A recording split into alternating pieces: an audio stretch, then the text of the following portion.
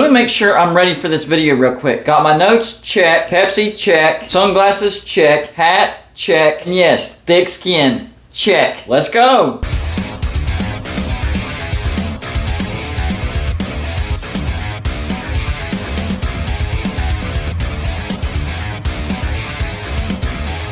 Welcome to Golden Bluted, everybody. If you are a college football fan, please go ahead and hit that like and subscribe button because that's all we do here. Videos every single day. And when you get a chance, go check out our Patreon page. We have a lot of great perks over there. We call our Patreons the shot callers because they call the shots around here. Remember, $5 and up Patreons will get to decide the game that we're going to live stream in the regular season, and you'll get to watch with me, Golden Bluted. And our score prediction contest will be coming back. Every week I'll pick out a game, and my Patreons will pick the score, and whoever comes close to the score wins $20. And you can win as many times as you want. Yesterday, I did a video on the 10 things that the new Big 12 either doesn't want you to know or wants you to forget about. Well, today I'm going to do 10 things that you may not know about that's great for the new Big 12. By the way, this particular idea actually came from a viewer in a Facebook group. His name was Jeff Watson. Wanted to give him a shout out. Appreciate it. I thought this was great content for a video, so I made a video on it. The first thing is the new Big 12 is going to have a strong FPI in football, which means the champion, as long as they have one loss or less, undefeated, will have a great shot to make the playoffs. Yes, I do think the new Big 12, if they can keep the members that they have right now after Oklahoma and Texas leave, maybe even gain a few more brands, will stay a power conference and will have a great shot to make the playoffs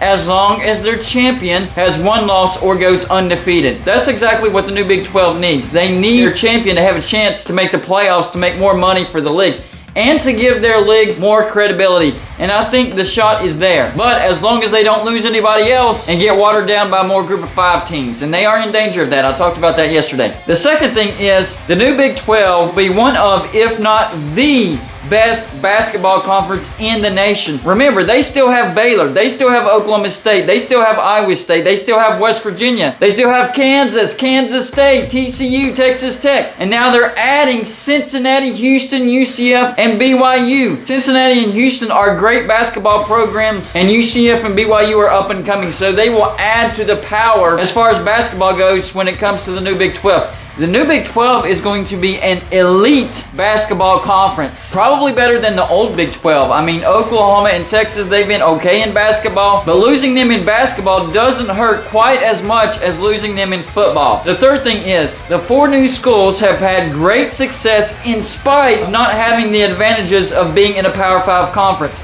Now, this could go either way. People could use the argument of, well, they haven't been a power conference, so we don't know if they'll succeed in the power conference.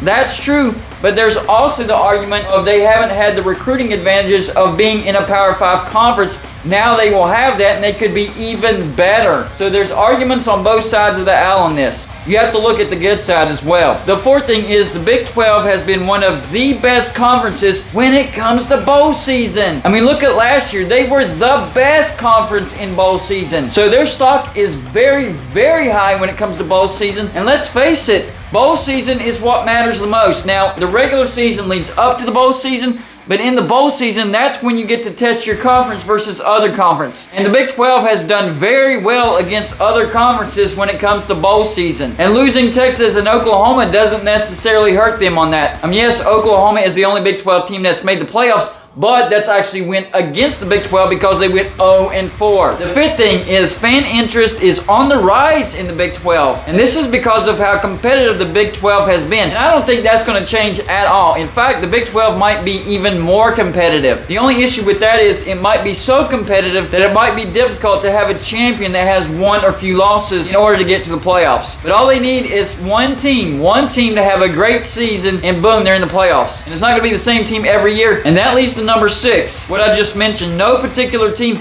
will dominate the new Big 12 year in and year out, and that's going to be great for a TV audience. You're not going to have an Alabama who's in the SEC championship every stinking year. If you're in the SEC, you have to go through Alabama if you want to go to the playoffs. Same thing for the Big 10. It's basically been Ohio State. I know last year it was Michigan, but for most of the time it's been Ohio State. And then of course the ACC, it's Clemson. And the one year that Clemson didn't make the ACC championship, the ACC didn't make the playoffs at all. I don't think it's going to be like that in the Big 12. I think it's going to be a different team from year to year. Right now, Baylor looks really, really strong. And as long as that team, whoever it may be, year to year, gets through the conference with one loss or goes undefeated, they will have an excellent chance to make the playoffs. This especially helps the TV audience. It's more engaging. The seventh thing is the Big 12 is the only conference that has teams in 3 different time zones. That is also great for a TV audience because you're covering more of the nation.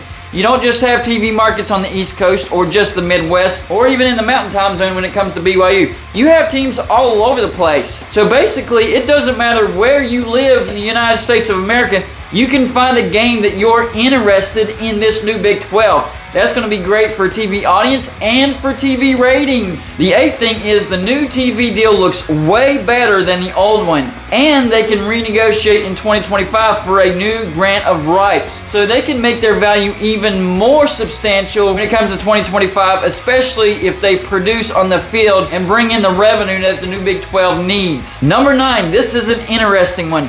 The Big 12 does own the trademarks for the titles Big 14 and Big 16, which means they aren't trying to expand. And we heard this straight from Mike Gundy. He said the Big 12 is going to look to expand to 14 teams by 2025. So Mike Gundy is literally predicting that the Big 12 is going to expand even more.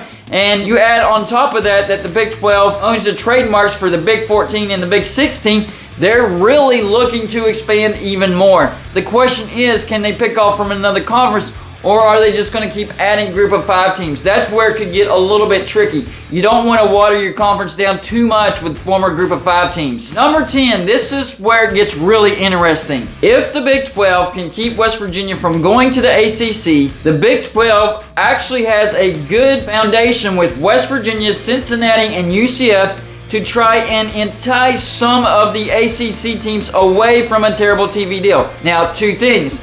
They may have to wait till 2036 to do that, or they might be able to find some type of loophole in the ACC grant of rights. That's the only thing that would hold that back. The grant of rights for the ACC is pretty locked tight, but if they can find a loophole, or they may have to wait to 2036, they could attract some of the ACC. Now, whether it's the biggest brands, which I highly doubt, or the medium brands or lower brands, which is probably what the Big 12 would probably get. I'm talking about your Syracuse, your Boston College, your Georgia Techs, your NC State, your Wake Forest, maybe the Virginia schools, maybe a Pitt, but hey, still picking off a Power 5 conference, that's a good step in the right direction for the Big 12. So in the future, if the Big 12 can keep West Virginia, they have a good foundation to pick off some of the low-hanging fruit from the ACC. So here's what it comes down to with the new Big 12. There's a lot of unknowns. It could go in a great direction, or it could go in a horrible direction. There's possibilities on both sides of the aisle. The question is, which direction does the new Big 12 go? So y'all let me know in the comments section what you think about the 10 things that could be good about the new Big 12. And maybe I missed a few things, and if I did, let me know in the comments section. That's all I got for this show. Like and subscribe if you haven't already,